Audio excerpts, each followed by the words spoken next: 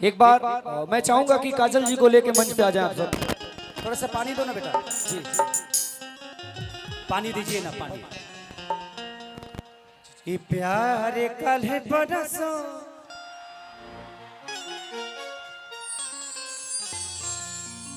है ना काजल जी? काजल जी आ रही हैं हम सबके बीच। एगो ताली हो जाओ, जोरदार ताली बजा के स्वागत करिए आप सब। इतना धूप में आप सब खड़ा बानी जा, एकदम तपस्या हो एगो, ये बहुत बड़ी बात है, ये प्रेम है, ये मोहब्बत है। और आज आप लोग को बता दूं, मेरे घर के सबसे बड़े भाई भाई देखिए सारी लो रे तारी माई के हम का करी रे आई आ तोर माई नेटो पोछ के नहीं खे गई। अब ये भी नाम नहीं बताएगा प्लीज, ये जिसका भी फिल्म है प्लीज आप अपने फिल्म का रील ले जाइए। ये पोस्टर ना, ये पोस्टर जो है ना ये केमिकल छोड़ रहा है, तो इस पोस्टर को प्लीज आप ले जाइए। एक और आवश्यक सूचना है, जितने भी हमारे व्यवस्थापक महोदय हैं जो नाश्ता पानी करा रहे हैं, इससे पहले जो लड़का गुम हुआ था वो 4 नंबर गेट के है, खनवर 4 नंबर गेट का लड़का है। हाँ आप आके ले जाइए। जे भी कर्मचारी नाश्ता पानी कराओ तो जरा कलाकार लोग के पानी आतनी जो भी खाए पी वाला चीज की व्यवस्था कर दिया आप सब ग्रीन रूम में। थोड़ा सा मंच से और पीछे हो जाइए आप लोग, थोड़ा पीछे हो जाइए, मंचों से पीछे हो जाइए आप सब।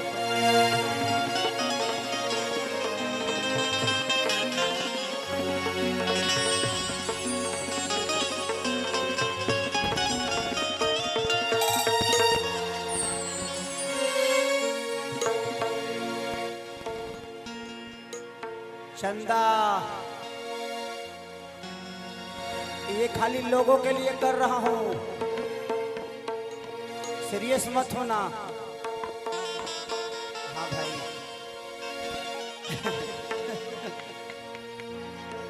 अच्छा बात है, तनी देखा ही बा एगो बढ़ा दे बता।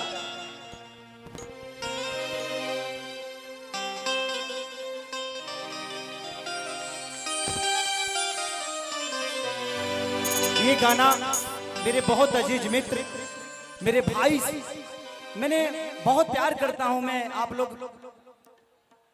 82 विधा देखे होंगे अजीत हलचल जी को। अजीत हलचल जी ने इस गाने को लिखा है। अच्छा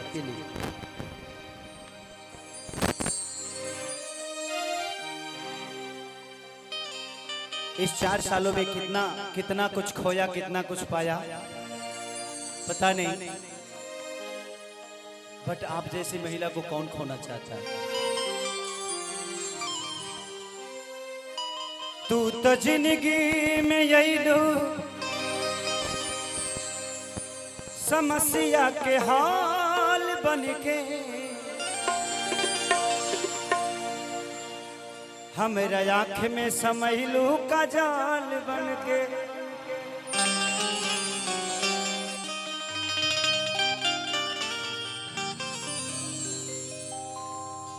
किए काजल तोहर तो हे खेसरिया के दिल में आना जाना भइल, तोहके पाता नहीं खे पूरा बलिया दीवाना भइल।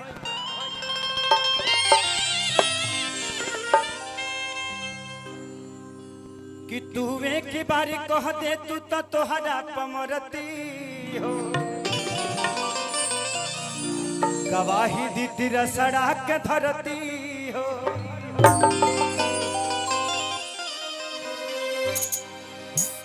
कि हम तो बहुत पछतैनी हो,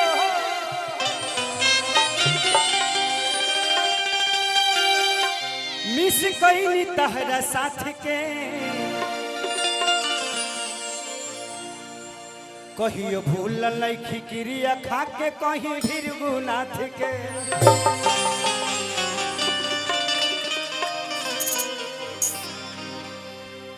खेसरिया खुद में एगो राइटर है कि जहाँ जईबू तजा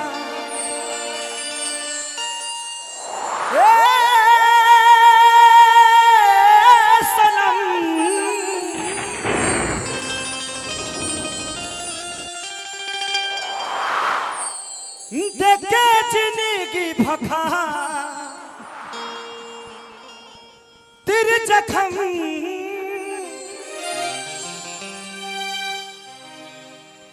कि जनी सोचा हमरा बारे में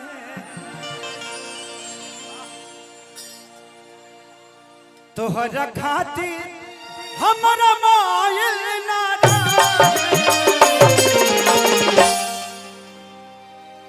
ई प्यार काल्हे परसो के काजिल नारा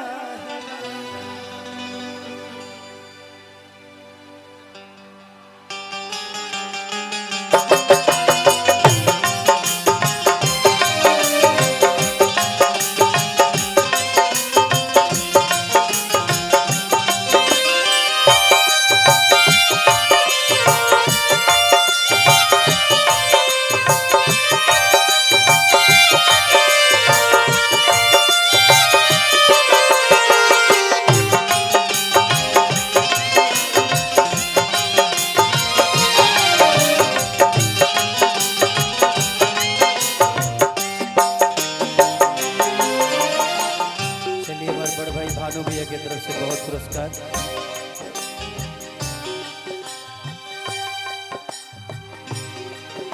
जहाँ जईबू तजा ए सनम तेके जिंदगी भभा तिर जखम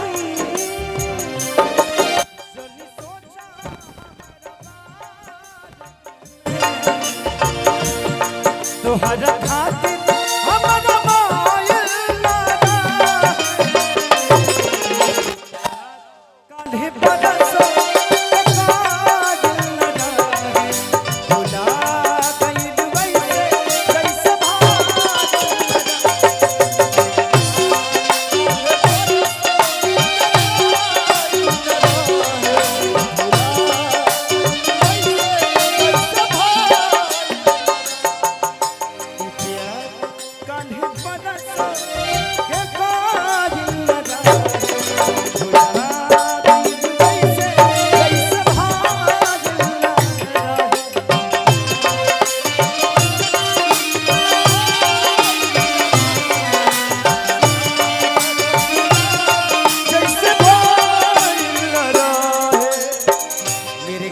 तेरा आना जाना था, मेरे गली में तेरा आना जाना था, एक तू ही दीवानी नहीं मैं भी तेरा दीवाना था। जिंदगी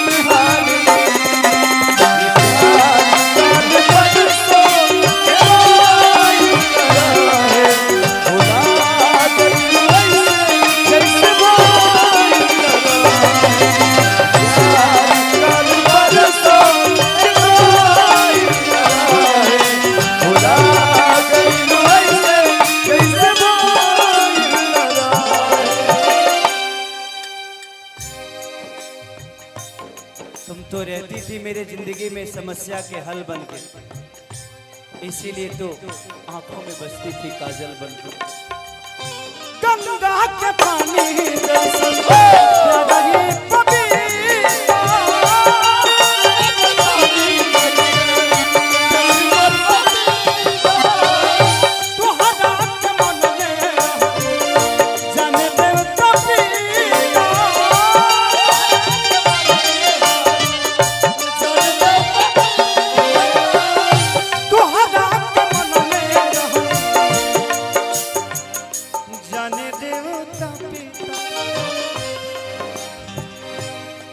तुझसे पगले केहू दिल में हमारा, तुझसे पगले केहू दिल में हमारा, सुनाया चाहे मायल नारा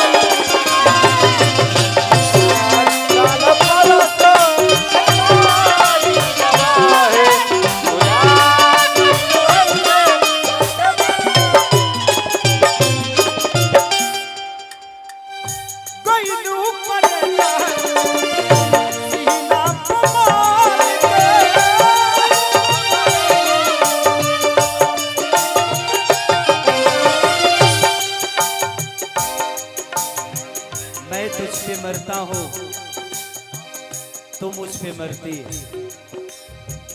मैं तुझ पे मरता हूँ तू मुझ पे मरती है। इसे मैं नहीं, ये पूरी बलिया की धरती है।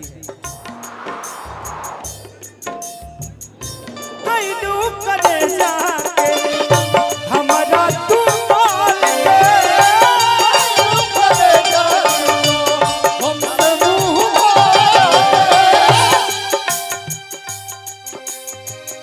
जाके दिल में बसा अजित हाल चाल के,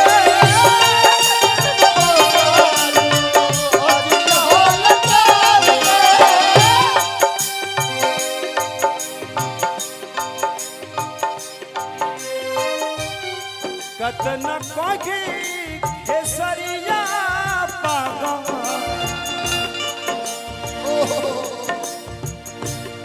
कतन कोगी खेसरिया पागा, तोहरा बिना बगिया भइल ना यार, कान्हे बड़ा दिल न जाए, खुदा कई वैसे कैसे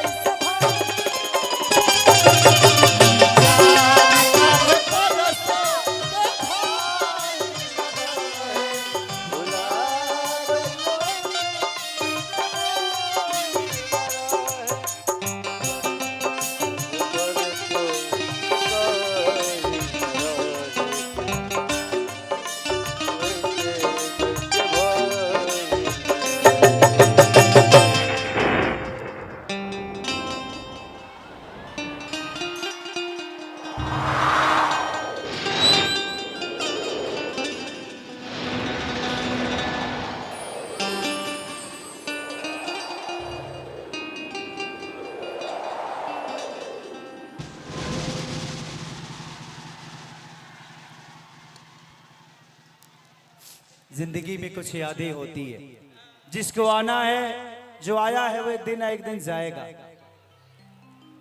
कुछ लोग समय से पहले चले जाते हैं, तुझे पता नहीं, ये मुझे पता है कि खेसारी तुमसे प्यार करता है, तेरे आने का आज भी इंतजार करता है। बट ये यादें हैं जो कुछ पल के लिए है, इससे आगे भी जिंदगी है। हम एक दूसरे को मानते हैं, आज हम एक बहुत अच्छे दोस्त हैं एक दूसरे के लिए। कभी प्यार करते थे, आज हम बेहतर दोस्त हैं। इसके बाद भी रिश्ते हैं ना, तो जिंदगी में एक रिश्ते से अगर किसी को पहचानिएगा तो शायद वो रिश्ता खत्म हो जाएगा।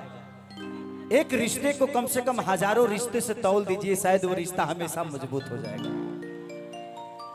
तो इसलिए आज ये मेरी बहुत प्यारी दोस्त हैं और ईश्वर करे कि ये दोस्ती हम दोनों की हमेशा कायम रहे।